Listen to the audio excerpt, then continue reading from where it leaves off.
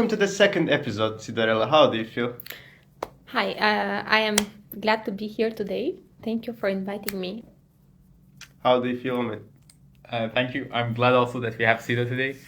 And today we're going to talk about morality and ethics. So I'm going to start with this one. Before coming here, I was making some chocolate deep dates. I haven't tested it yet, but I bought some chocolate for that. And actually, it came with a morality question for me. Because there are some chocolate companies that focus on removing slavery from the process of creating the chocolate. And I didn't buy from one of those brands. And after I bought my groceries and I came back home, I was thinking, is it really important for us to care about how a product is made? Or do you, in your day-to-day life, care about how a product is made? Is it ethical, or is there like basically unethical work involved in the process of making it? I think this is a quite interesting way to start thinking about it, because it all evolves around the dilemmas, the moral dilemmas of what is right and what is wrong. And defining what is right and what is wrong depends on a set of criteria that we might have regarding what we consider a good thing to do and what we consider a bad thing to do, or what is generally good and generally bad. And that might come more into the ethics of all of it. So taking a decision about what to do in this simple case of where to buy the products, or maybe it's not that simple, it is more complex, because you need to first spend more time in raising awareness where the products come from, and you have to make yourself knowledgeable of all these processes. So if you are aware of it and then you still choose to buy of it because of convenience, because of price, or other reasons that might impact you on that time, is a decision that you make, that you also have to weigh in, is it good or is it bad?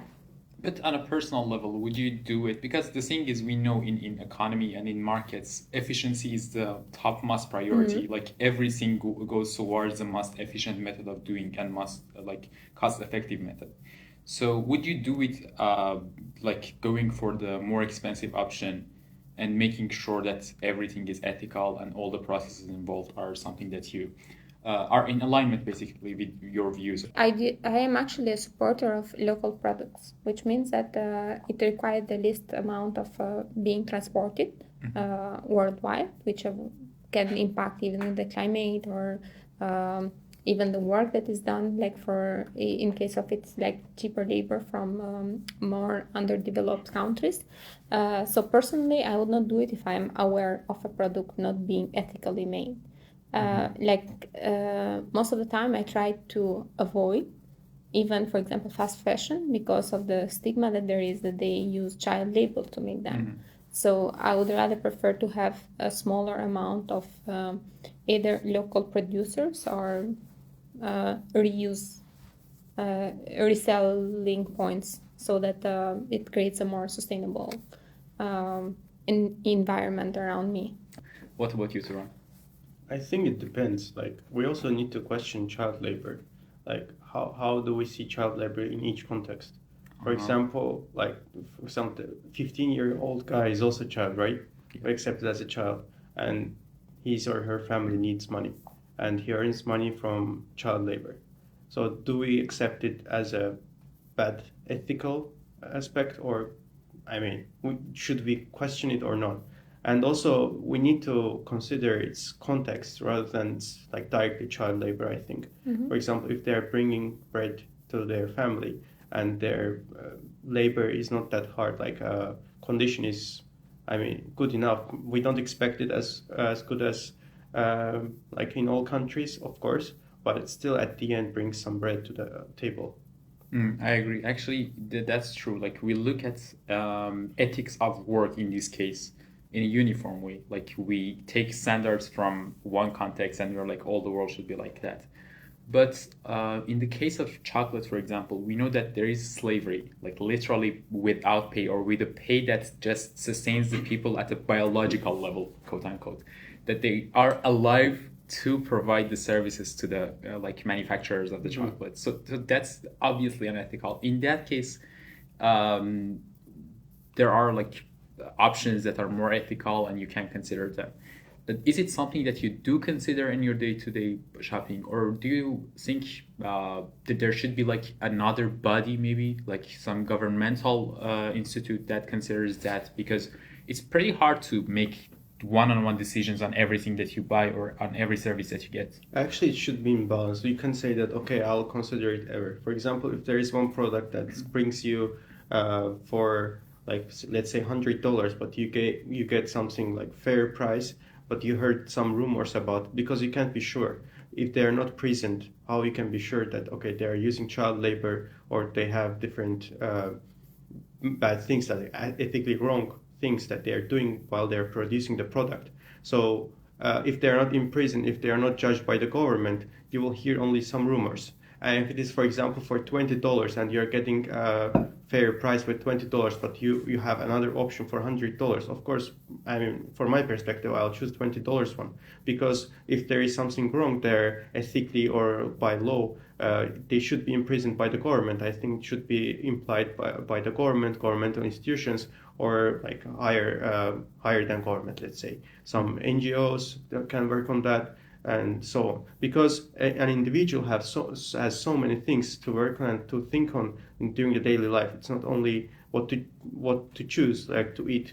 Like the individual should think about the health, that for example, it will be as beneficial as a health, or beneficial for the nutrition and blah blah blah, and also take consideration for the social part, for example. So it can be too much for an individual. And also we need to think like, should we be vegetarian or vegan to be completely ethically right on this topic? What do you think? But what are you saying? Like, it involves both concepts, the morals and the ethics. If you talk about governance, like there is bodies that decide on rules that are agreed up in everyone. That creates the governance. That is ethics, and that can differ culturally from country to country. It can differ in different ethnic groups, in different community groups, and those elements include like some. Those communities include some local element that we have to keep in mind, that we cannot just judge it as ethically wrong or ethically right, because it's the community there who is the one that has more priority, I think, to decide on that ethically right or wrong. You mean like it's relative from culture and from context to context? From context to context. Except for those that are open agreed by governing bodies that decide on some specific things on our life, like the stop of slavery long years ago, or basic human rights that are generally established worldwide, not to UN members at least. And then there is the morale, which is what we ourselves are considering on the choices that we make. So it's what we consider right or wrong based on our personal thinking and all the development and all the information that we gain. Because if we make a decision based on how much we are exposed to certain environments, how much information we have about everything. And if you don't have information about everything, of course, you're not going to put effort on finding all the chain of every product that we use today in such globalized world. And also Turan mentioned that if, for example, a producer, there is some speculations that they are using unethical labor regulations or some shady thing. If they are not convicted and the government is not like prosecuting them, then it's like okay to use the product. But the thing is, usually it's not that. For example, if you're buying in a Western country, the product is produced there. So you're dealing with the production lines in a country that usually has a loose rule of law in general, not just regarding production. So you're not sure if actually the government cares about it, So that's also another aspect. Actually, that's why I thought that maybe something that bigger than government. So it's not only the government's policies, but bigger than, for example, the European Union has like laws inside for all the countries. They are implying new rules for everything, for like ethics side of it. And that there should be some organizations like NGO can do it. For example, international NGOs can imply on it, like bring some papers. For example, there are some journals that they are writing about how they're using the child labor, how they're ethically doing money laundering around the world, and they're just publishing it with the proofs. Like if I read them, of course, like if I'm suspicious about it at some percent, like about the product that it's using some bad stuff, so I'll just get rid of them and don't use them, of course. Mm-hmm. That's also, I think. So it depends on the context, actually. Like we can't, I was telling that we will do some wrong things, ethically wrong things at some point if we are producing and consuming in this very consuming world. Like, mm-hmm. That's what I mean. I agree. Because, I mean, the way that the production and basically the economy works is, as I mentioned, you look for efficiency, and that results in this scenario where the customer, the final person who goes to the shop and buys the thing, needs to make the decisions, right? Regarding whether they care about the ethical aspect of it or not. But if you tell someone that you're buying a product that's produced by child labor in your country, they're more sensitive towards the problem. As if you tell them that, okay, it's produced in a country like thousands of kilometers away, and there's again like child labor involved, they wouldn't, I would say, be as much concerned about the problem as they would be regarding the same practices in their own country. And I think it's kind of an underlying theme in human psychology too. We do care about different stuff depending on how close they are to ourselves, I think. But this comes with with the moral dilemmas, and the philosophers say that if you put yourself in discussions, most of the philosophers said that if you put yourself in discussions that are not that close or not that realistic, you are kind of either not taking it very seriously or judging it too much like an outsider. Mm-hmm. So this will give you statistically not very correct results on what is expected solution, or how the discussion goes, or which side, which pair would agree.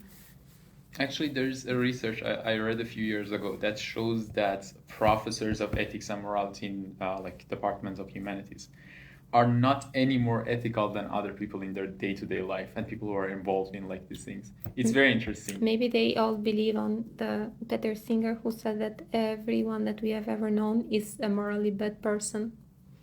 That's a philosopher. Trying to be ethical, I think, is the main point, because in any case you probably make some mistakes along the way. So maybe that's a better metric for understanding how ethical a person is.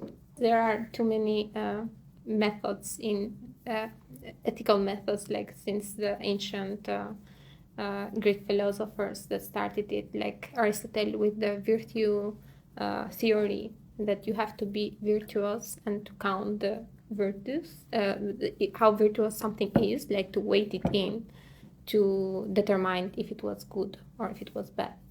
And this is where the kind of base, I think, for utilitarianism.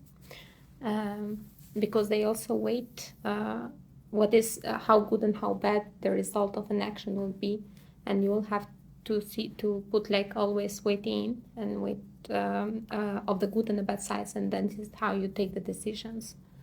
And also Turan mentioned vegetarianism and like also including animals and other beings in the calculations that you make. That's another aspect that we usually don't think about. Like we have cows, for example, or other animals that we eat their meat, and they're actually pretty complex beings in terms of their like neurological system. So is it something that should make us avoid eating their meat, or I don't know, they're different from us, humans should be our only priority? And there's another study that was very interesting for me. Children, I'm not sure what is the exact age range, but I think it's under 6 years old children, have a point where if you tell them, okay, you can't save one person's life or 5 dogs' life, if these 5 become 6, it's they like might... a trolley problem, but with different variables. But they say maybe I will save the 6 dogs instead of 1 human. But when you go with adult human beings, they are saving 1 human over 100 dogs. So there is this like relativism with regards to children. I think that they seemingly care more about other beings. Because I mentioned the trolley problem because this is one of the most famous cases of moral dilemmas, where there is a trolley coming and then you have 5 people in one side and you have the option to change the direction, because the direction is to go over those 5 people or to go over one person. Of course, the right choice is to stop the train without killing anyone, but you are put to make this choice, and this is considered a very extreme choice to make. And when you discuss it, it's kind of difficult because you know that this is like a very hypothetical and not a very easy use case where you'll put yourself in that, but you'll always have similarly maybe less difficult situation where you have to choose between 2 bad things. Which one is less bad to do? And in this case, in the trolley problem, there has been multiple experiments where they ask different people, but they also ask on different scenarios, like this one. Instead of having like, suppose the one is a child, the other are 5 people of middle age, for example, or the people said that the based on the gender, like if you have the same amount of people, based on gender that has one side and the gender of the other side, they can choose, for example, more to save a group of women than a group of men. And this is kind of, I think, similar to what you said, what you take in consideration. And this, I think, it comes in a more complex way because it depends on the morale of who is taking the decision. Like, what do they consider the most important? And that is why this is taken as an example, because nowadays this is the basis. If you try to build digital autonomous system based on the human behavior, this is one human behavior with a lot of dilemmas when you have to take these complicated decisions. And said, if there is a child, the child would save the dogs instead of one human. And if there is a human, the human will save this human instead of the dogs. But there is also a modified version of this trolley problem, where instead of having the 2 lines, one with 1 person and one with 5 person, you have this single line with 5 people, and you have a bridge with 2 people on top. So one person can pull the other person so that this person gets killed, but the train will stop and will save 5 others. And in the majority of people that did this experiment, they said no, because taking someone's human's life in your own choice, it's wrong, because you are killing that person, like pushing it and killing it. But when they had to change the lever, instead of having to kill 5 to kill just 1, they considered it less responsibility taken upon themselves as an action. This is why it makes it complex, and this is something that I think it's difficult to find the right and wrong. That's true. And also, I think what is important there is that it's about human life, so it's very complex. Like, another problem would be to understand how it affects, if it's not human lives, but human benefits, like different people's benefits at stake. Would you sacrifice a small group of people's benefits over a bigger group, which is something that CEOs a lot of time do, making, for example, layoffs decisions. But I think before starting the discussion about trolley problem, we were talking about the lives of animals, for example. How do you think about that? Do you think it's unethical to kill animals and eat them because of their complexity in their neural system? Again, I think this comes with the background of the society, like, because you kind of culturally you are educated in some system of belief, and our system of belief is what makes us do the actions that we do. And I think for most of our generation, or even before, there was this circle of life, like the pyramid, the food pyramid. And in the food pyramid, you have the humans that can consume the animals and the vegetables and the birds, all the creatures that are out there, how they are in this scale and how they depend on each other to keep the ecosystem running. The thing is that this is the first idea where that comes to the first time that this idea comes to us, that it says that the animal food is a food to make the human, that it's in the food chain of the human. So you got this first idea that the animals are in your food chain, and not all of them, but some of them. That comes again with cultural differences, because some communities can eat dogs, some others will find this unacceptable, and there will be organizations against with dog protection laws that will say this is not acceptable, and then you'll find actually it also comes to the culture, like the right, ethically right things or moral dilemmas comes us from the, for example, Greek philosophers. All the education system that we have coming from the Greek philosopher Aristotle and the others that continued this program. And the thing here is that, are we always right about questioning ethical things based on the culture that the old Greeks had, and then the rest, like the Middle East, like the main world that we had, and the community just developed there? What do you think about it? For example, the thinking style is very different in other parts of like Far East is different with the way of thinking, as you said, like for example eating dogs or like snakes, like different things. How do you think that how it's implied on the ethics and morals on different sides of the world? So it's easier to consume the animals if you don't think about the ethics and morals, and if you don't think if they have emotions, to be honest.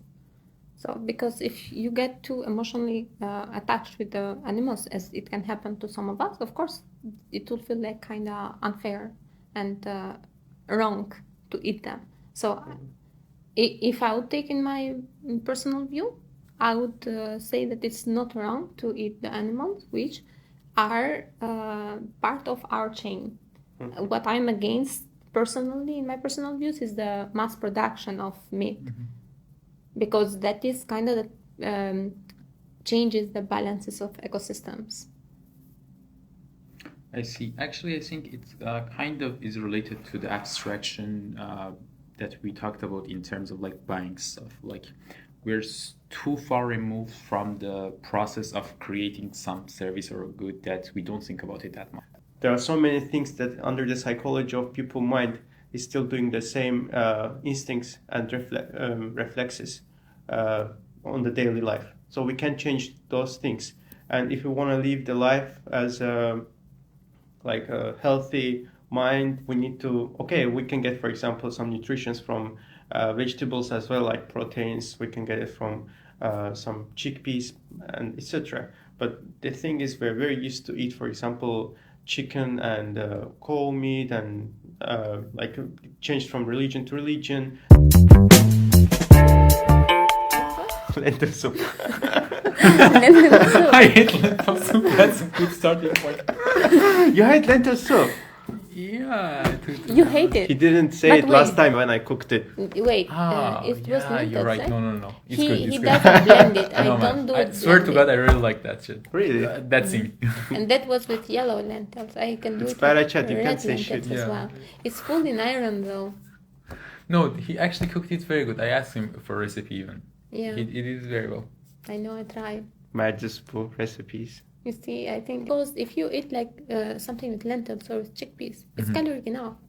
It keeps you full. Yeah, you're right. Yeah, because there are some protein nutrition in lentils as well. Yeah, and has iron. Especially chicken has a lot of protein, I think. Yeah. But he makes very good. What is it? I forgot the Kurdish name even. That you feel the leaves. Dolma. Dolma. Yeah. Dolma. He makes. There is no Yaprak. Kurdish, it's dolma. It's Yaprak. Yeah, Yeah, it's a Kurdish dish, but he makes very good Kurdish stuff. I like him. It's Turkish. I'm sorry. It's No, Azerbaijani. it's definitely not Azerbaijani. It's either Kurdish or Kurdish, but maybe We're gonna maybe share also it. Azerbaijani. Because we have that. We have that, and Greece has that. Yeah, as but well. as Turan usually says, it comes from Ottomans, not Yeah, Turkish it's only. our Ottoman influence. We have a lot of words in common, actually, the three of us, but I don't remember all of them now. Baklava. No, there are other words. Where's perda? Perda, yeah. Perda meaning like curtain? Curtain. Yeah. Yes, yes. We're coming back to the language episode. You know what Nietzsche said? What? He said, what to do to choose the morally right thing. He said, don't. You don't have to be morally right, he said. It's Nietzsche. Nietzsche always does that. Yeah, but what's his because point? his point it was that he tried to he made an analysis and he said what was good and virtuous before. It was this specific some Western culture, Christianity. So what was in power was good at that time, until at some point where the powerless people were able to convince everyone that what was happening was wrong.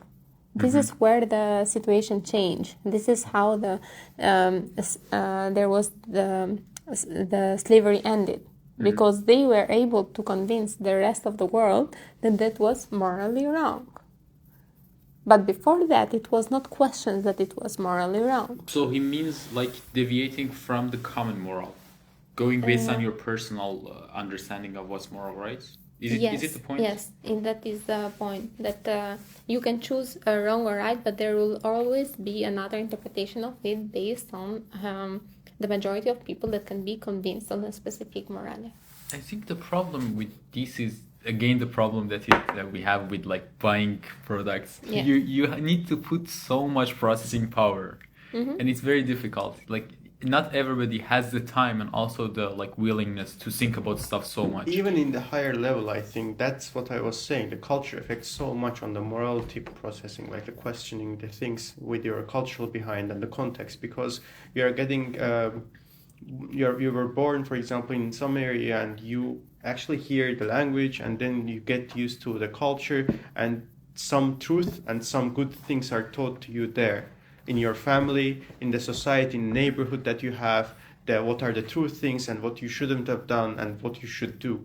And the things, for example, in the neighborhood cannot be true all the time, and you get the stigmas from there most of the time, which is just stuck in your brain and you can't get rid of it, even though you think that it's wrong or it's very bad. So it comes to there that we need to just develop our questioning mindset apart from having some rule sets for the morals and ethics. So you think that for as long as we have an argumented choice, it's better than not having any argumented choice. Like, I'm not saying that it's right, but at least you have to be able to question that potentially what you did might not be right. From my perspective, I am thinking it's better to be consistent rather than getting along with some rules. So if you are giving argument and deciding on some consistent rules, it's very good for me if you're like, maybe you did something wrong on the way, but if you're consistently on the way, so if you are predictive in the future, it's very good for human. That's what I understand from there. So it might not be ethical necessarily, but it's reliable. So you can understand when you're like interacting with a person what you can expect. I think in my opinion, I think it's ethically correct if you have the certain path that you have and you're following it on some idea or principle, and if you build these principles on questioning yourself, not like, okay, this is my way, this is what I am, like that. That's another thing that I'm talking about. But you're questioning yourself, you have some principles on the way, and you put this, for example, you have a goal to live, and you fix some things on the way as well, and you are predictive and consistent. That's the main thing. I think I understand your point, but the thing is, what's the age when you start to ask questions about actual values? Like, it's probably late teens, right? Yeah. And a lot of people don't get to the point to actually questioning their hierarchy of morals. So it's something that's not gonna work for a lot of people. Like, it's not the case. For example, it's again the problem of too much processing power required. Yeah, I see it. But if you see a person that says all the time, talking about the morals and truth and ethics all the time, but let's say that he is not consistent, you can't predict him. Do you think that is ethically correct? Like he does something that away from the ethics that he was defending, and apart from that, he's not consistent. But you That's see that morality. That's what we get judged for. It's our morality. If we don't get judged for, then it's ethics. And ethics, I think, comes with the environment. So you have work ethics, business ethics, depending on the type of thing that you are doing. Because if you go to work ethic, the ethical principles come with governing bodies. There have to be a mutual agreement. The morality is what some people agree and some other are unhappy about, or they might all still be happy, but it's more social interaction and then an official one or commonly accepted from everyone. I think what Turan is saying is important in like the social life to be able to predict. So like the people who you're interacting with are not black boxes. You at least can predict, okay, with this scenario, this person acts this way. But I think it's not that much related to like ethical principles, because maybe the person has inherited those rules. You know, like they're acting within their tradition, like their father would do, but still they're predictable. I think that is still bringing value to the table. But a lot of people actually, including maybe a lot of like the three of us, we have a very small subset of our beliefs that are actually ours, that are going in a different path compared to what our parents and our society told us to do.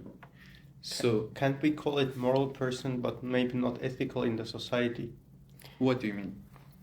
You are saying about someone that some action that might be not accepted, because what you are saying to predict this becomes too complex, because there is a lot of social factor, there is a lot of mind processing that you cannot actually never predict how someone will behave. No, it shouldn't be predictive all the time, but it should be consistent. What I say, for example, there are different ideologies, so there are different ethical correct ways to defend. For example, there are some people that see the war as ethical, and there are some people that sees that, okay, we shouldn't have the war at all.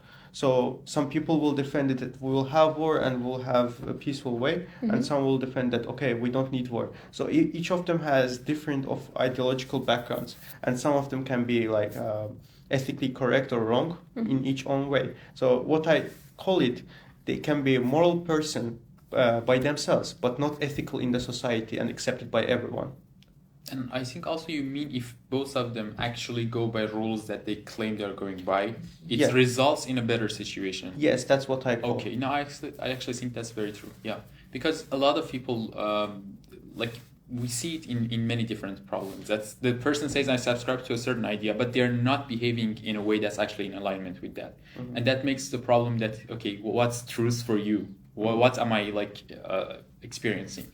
Because I think that some ideological questions are not answered yet, like philosophical questions, like can be still questioned, and they should be questioned as well, because most of them are brought to the scene in the past years. The world is changing, and we're coming to the modern world, and we can question it in each context. So we should do it as well. So that's why if you are consistent on your way, it's very easy to question your ethical background and your things that you do in your life. I agree. Yeah, I think that's a very good point. Do you think that it's ethically right to use mirroring apps? Why are you making my life complicated? That's the question. When you have ethically questioning your life, you make it harder. But you need to make your life harder to make simple for other people that are around you. So that's how it works. Is it original idea? I should make my own life harder to make idea, it simpler for the other people around me. That's the thing. Good people make their life for questioning their life all the time to make their life simpler for the people that are around them. So, and then... That's what I am thinking. Good idea. Yes, but... I think it's a bit simplistic actually, but I like the general idea. If you make life complex for yourself, then you are not efficient enough. You should have some simple rules to go by to be efficient. I think it's not about efficiency, because when you start to questioning yourself and the things that you do, for example, when you go to sleep, before going to sleep, you question what you did in your life, that's making it fucking harder for your life. Like you But and that's natural. you think that you did. That's natural, but not for everyone. Not everyone takes it as natural. Not all the time people doing that. Like they're going to sleep, they put their head in the pillow and they're slept. But the thing is here, sometimes I remember the things that I did 2 days before, and I'm questioning myself why I did that. If it was happened to me, I wouldn't feel good. I wouldn't feel alright. So I should stop it. I should be more aware, because sometimes I think that I am losing my awareness when I am having fun or entertainment. But sometimes we drink wine just to lose our awareness before sleeping. That's true. And that's very dangerous as well, because, and what I think about alcohol is alcohol makes you get out of your awareness of your life and decrease the questioning of your life as well. Yeah. I disagree. Why? Because there have been a lot of searches that show that until a certain point of amount of alcohol, it doesn't have any altering impact in your brain. You are still very conscious and very aware. But it depends from person to person as well. But there is a limitation, at least 1%. Among the three of us, I do not drink alcohol, and you guys from time to You time. also drink alcohol. Yeah, but I'll talk about it. You have tried alcohol. Yes. No, I always use it for No, like cooking. It's not like He was drinking alcohol in the last dinner, Genial, in French. You had a glass of French wine. dinner. Yes. So I'll explain don't myself. forget And in I don't Leeds. go to bar. That's the thing. And I don't get drunk. That's my rule. So the thing is, when it's like the weekend, I'm not like, okay, what's a good idea for some fun? Let's go drink. But I do drink in official situations, like in a dinner, or like for cooking. I use alcohol like wine in my own cooking. So it's not like something that's a strict rule. But my point is, there's this Zizek quote that says, "The world is too dangerous of a place to not be conscious." So I don't drink alcohol, and that's basically my guiding principle. I think sometimes a way of escaping the like difficulties that you're experiencing in your conscious. But I also can see there are some benefits which you guys can explain. No, I can agree with this at some point, like what Sito said, because it depends how much you drink. There is a limit that it doesn't affect your thoughts and actions to your brain in effective way, and after that, I can agree with you, and I don't think that, for example, I don't see this as ethically wrong to drink alcohol for that much if it affects only to you, because it's only. Obviously. Yeah. You have control over your body, but then what's the point of alcohol if it doesn't affect you? Like if you don't drink enough to affect you. Drinking is just not about the idea what is fun and what makes us feel good, or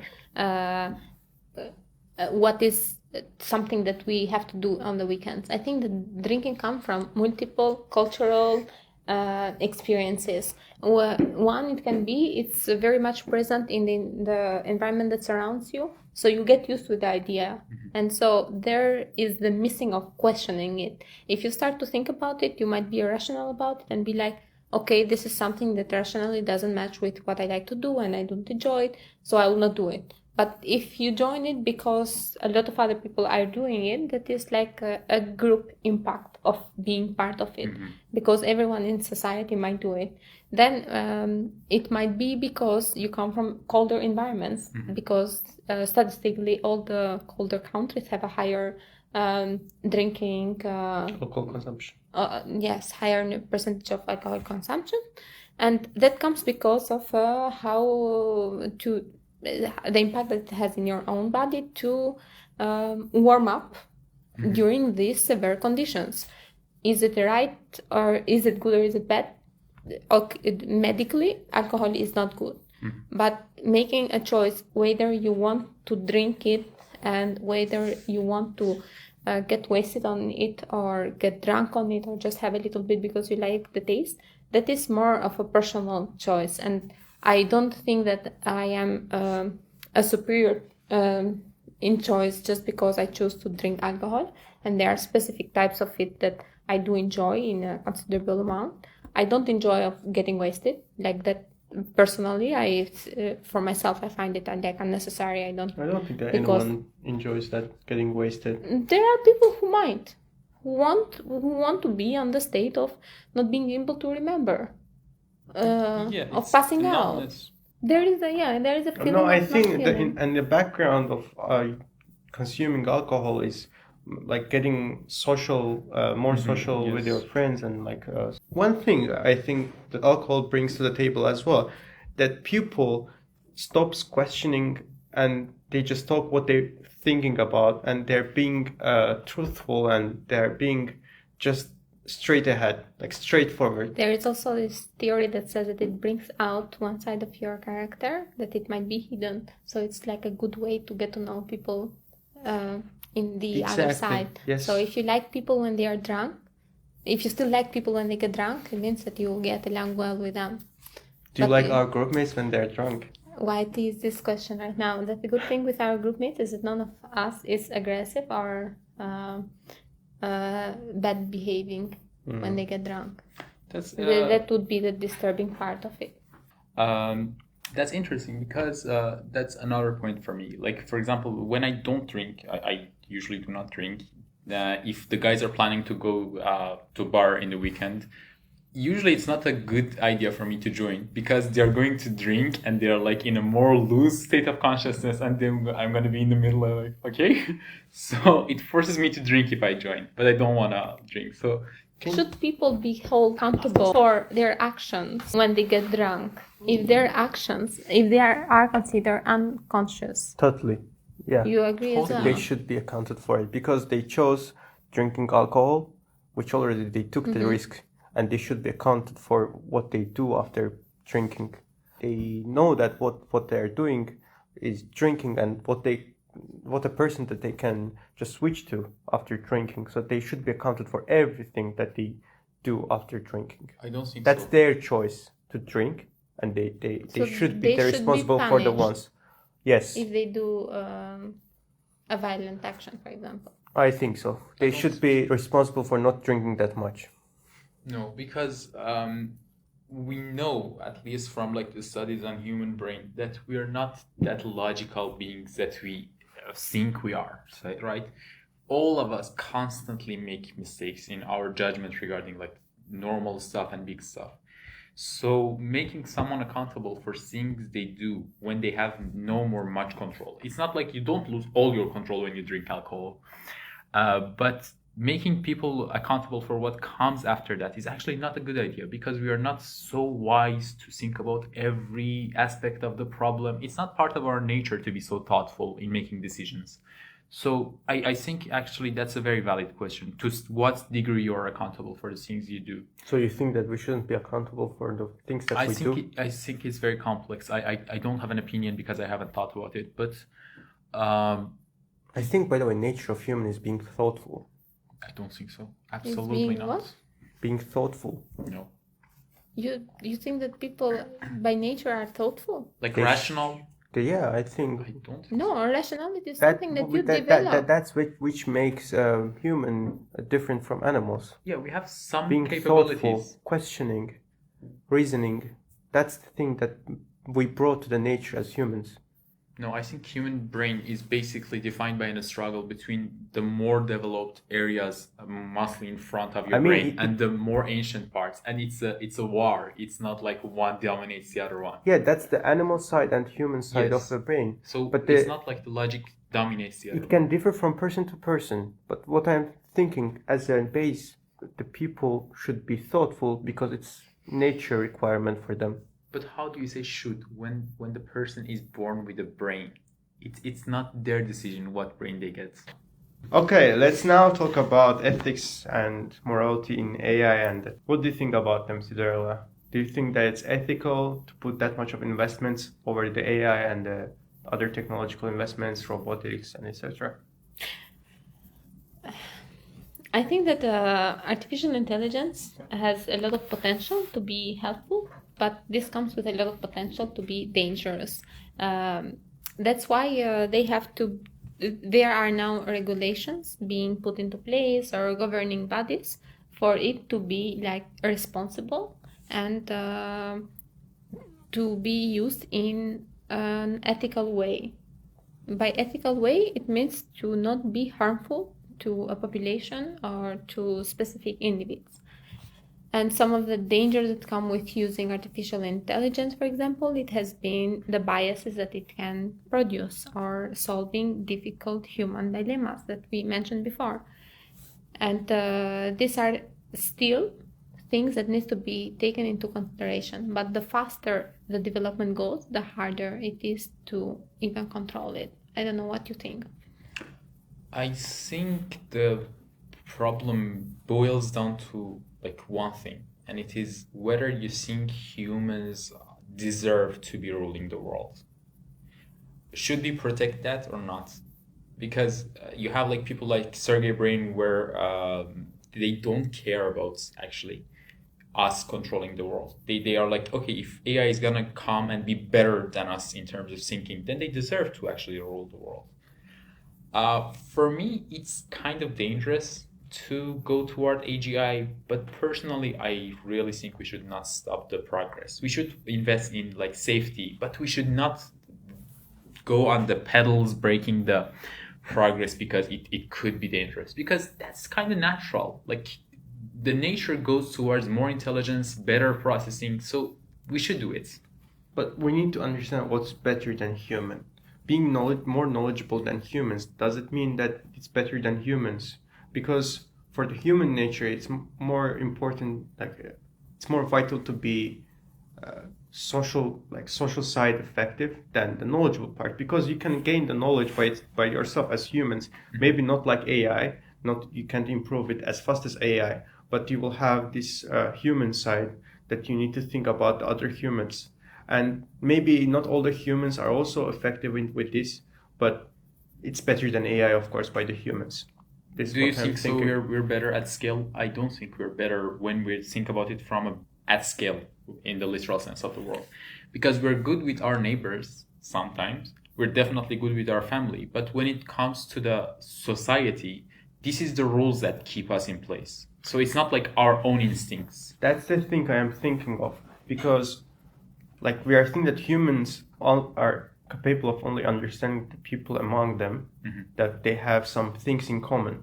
But how we are thinking that AI will understand all of the humans at some point? Because if we are thinking that AI will rule the world or will rule the countries, let's say not even the whole nation that we have, will control some nations, AI cannot relate to the some specific stigmas, some specific cultures that stuck in the nations. And because I think that the countries are ruled by the people, like how is the their nation is. So it's their reflection, maybe in more or less good or bad, but it's the different version of it, like the rulers.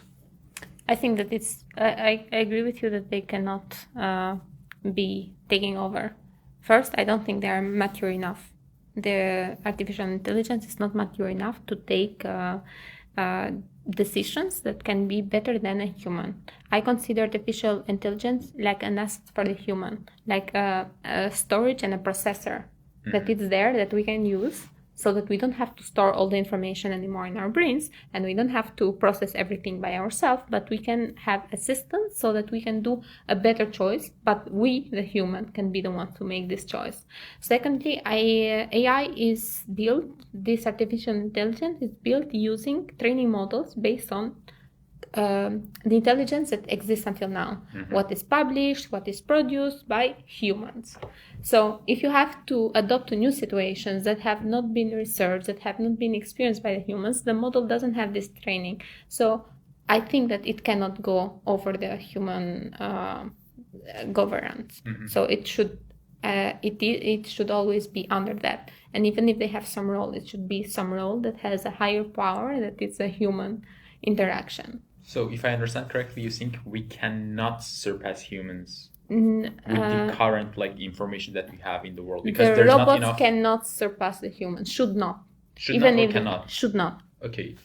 And also one thing that I want to add, the humans have different ideologies for governing the world, like govern the countries, the nations. So they have different economical ideas, they have different social ideas, and for different perspectives, they have different strategies to build on.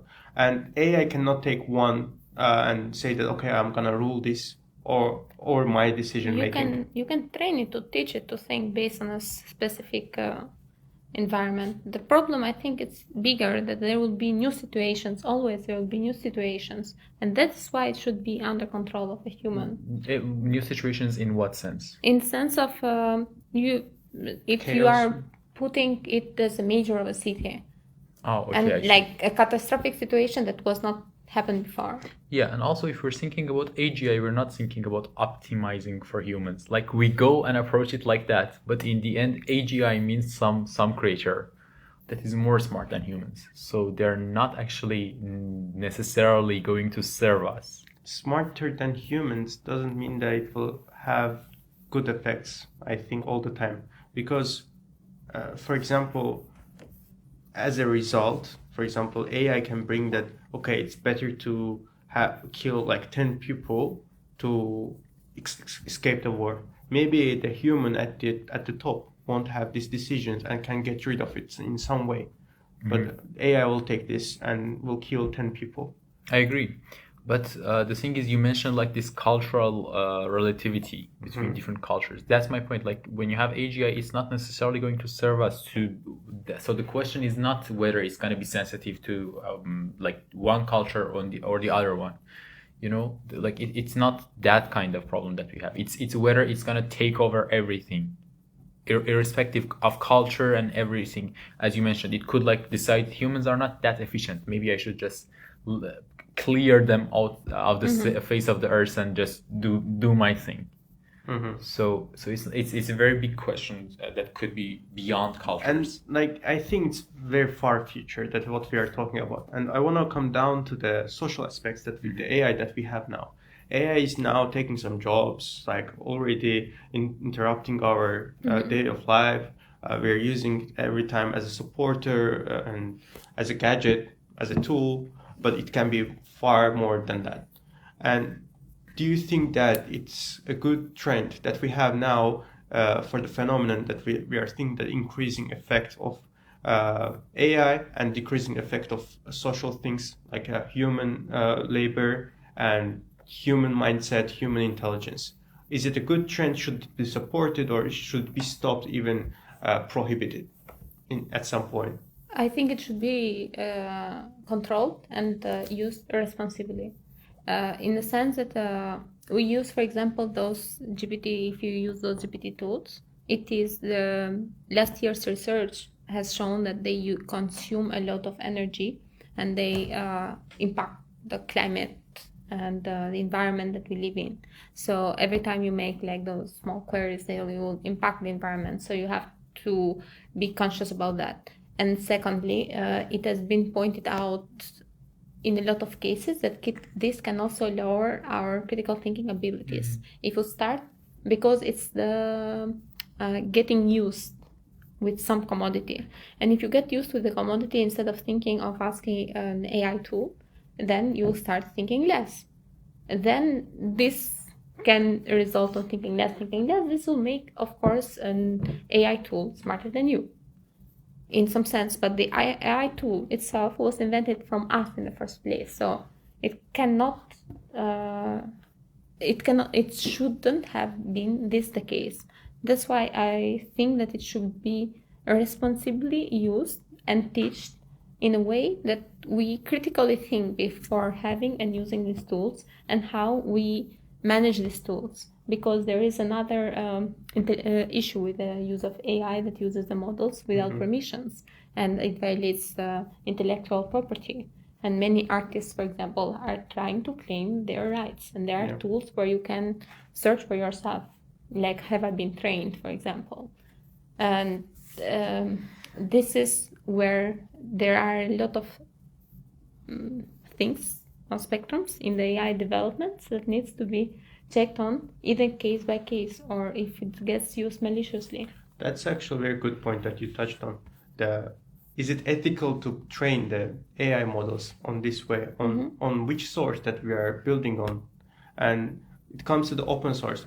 If they are built on the open source things that we have on internet, which they didn't care about the copyrights and, for example, for intellectual properties, even like the things that are brought to the case by artists, by people, by humans, and it's now used against them. It's not ethical. Like, I don't think it's out of question that it's not ethical for the people that created the arts and brought to the table, and the things that they use is paid, and it's not open source. So, but I think there's no way around it. Like, maybe the answer would be we should pay for the content. Yeah, that's like a good idea.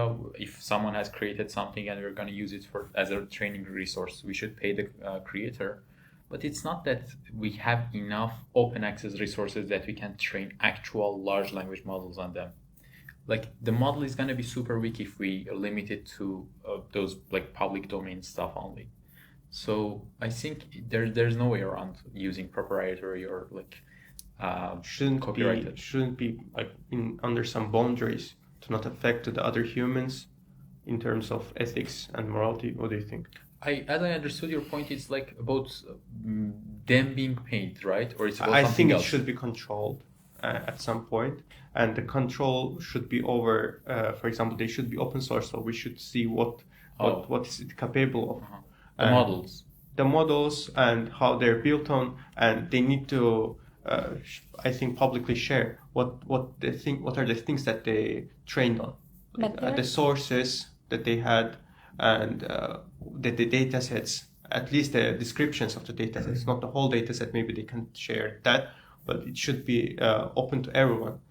For example, like, you mean paying to the content creators, but I thought that's your point. But you're talking about content the model creators itself. can have different prices for their contents because their content will be used for creating many contents over time. And so it's not the same price with sharing content. For example, if you buy a song, like if you subscribe to Spotify, you just get to listen to that, but you are not allowed to use it and share it or use it in the movie, for example, because you will have copyright problem with this, because you are also earning money from them. So you need to have additional license for using this song. And imagine there are a bunch of artists, content creators, even the programmers that brought to GitHub the open source projects, they should be paid for them. So that's why I think LLMs that earn money from them should publicly share what they have and what they used for training their data sets and their models. I think it only makes the process more challenging if you require very high payments for using the content, because there's not enough data in the world. Like, all the data in the world is not enough for the models that we're building. So putting one more obstacle on the way is just going to make everything worse for us. The progress is going to slow down, and I don't think that's a good idea. We need more strong models. On the other side, there are open models that you can use, but it's, I think, people's choice to use the common models because they are offering the most of information, even if they are taking information that it's not public. And that's why they do the paid and unpaid version, which is, this goes into business models of choice. Yeah, and also even the open source models, we don't know how they're trained on. They publish the weights, everything about the model, but we still don't know what's the input. We just have access to the weights and stuff like that. So that's also another problem. And how do you think that it should be controlled? How the control should be implemented over the AI models? I think there's one large problem with AI. It can only grow in a for-profit manner, but the results, the outcome affects the whole humanity. You see, because if you're gonna develop these large language models, the only way that you can make them is to raise money, and it's gonna be billions and billions of money. Maybe you probably have heard about the Sam Altman's plan of investing $7 trillion in chip making companies. All the money in the world is $70 trillion. He wants actually 1/10 of the whole money supply in the world to create chip making companies. So you should go actually towards raising money, and that necessitizes this reliance of investors. But on the other hand, the outcome is going to affect all of us, the average Joe who has no role in the game. I think that it's not like something that's solved, that there's no really good and reliable answer for this. Maybe the only thing is that the governments should be involved in the process. Even if they cannot make it open source, they should have some like public proxies, if you can accept the government as a proxy for the public, who's involved in the process of training the model, of how they use it and how they deploy it. That's how I see it. I have one question though. Do you think that these tools have the power to manipulate the truth if you feed them enough with fake truth? What do you mean manipulate truth? You mean So- gaslighting a person? Like you train the model with fake data, and then the people are going to use it and ask questions. Absolutely. Because- Because especially they can talk in a way that's effective, like relates to people's emotions. So they can be tools of manipulation. So that's another thing. Even now, social media is used for manipulation sometimes with the fake data that they have. For example, some fake data is tweeted on Twitter and now X, and they just retweeting it and having some fake data there and publishing it with many people sharing, and that's it. Everyone thinks it's real, but it's, for example, from 4 years before, some picture, but it changed so many things. But the thing is, with social media, at least you don't treat it as an authority, as like a thing that you trust source on. of truth. You think, okay, it's plausible. Yeah, source of truth is a good term. That's why AI also shouldn't be considered as But plausible. we cannot, because authority. it's so smart. Like, have you been ever in a room that you're with someone who's very smart, and after like a few hours, you're like, okay, I like this guy. You just start to rely on them. Yeah, I like this guy, and he says something about something that's totally out of his scope, and you're like, he's That's probably right. right. As you need to be skeptic to those people, like you need to be skeptic about every people, even though they are very smart. They can manipulate you. So we need to be skeptic about AI as well. Yeah, that's my point. I support sometimes EU's regulations or control over the AI, but I think it's not plausible, it's not feasible in terms of they need to compete with other countries, like EU should Exactly. compete with the US for the technological advancements. And I don't know how it will be effective if you need to compete with the country that put like so much invest, as you said, how many billions over this chip making company? 7 trillion. Yeah. A few days ago, he bought chat.com for 20 billions. Yeah, Apple's market cap, Just the the domain. biggest company in the world, is 3 trillion. So you can imagine how No. much money. But some admin bought the domain. Yeah, 20 chat, billion. and they got AI.com The as domain? well. The domain, Yes. chat.com. 16 million? More than 50 20, million. 20. 20, yeah. Yeah. And But- also AI.com, they got AI.com.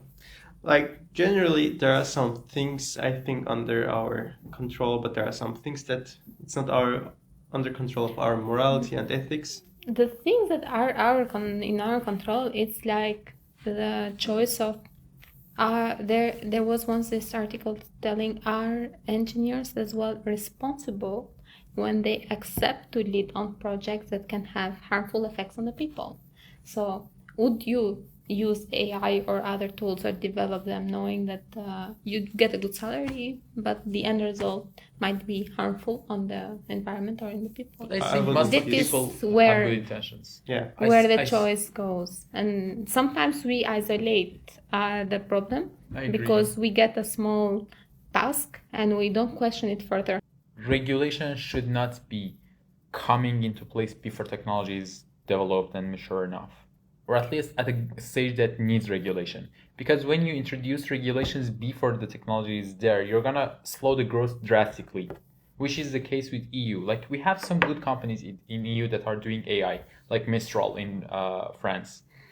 But with introducing so many regulations, you're making some companies thinking, okay, maybe I should move out of here, like go to somewhere that I can develop. So it's actually something that's not beneficial to the organization or the country or EU in this case. And I think the only way to control the AI and technological advancements that the the companies have, because companies are getting very strong now, is the social affection. Like the people can just protest it somehow and stop it as far as it doesn't go away for it.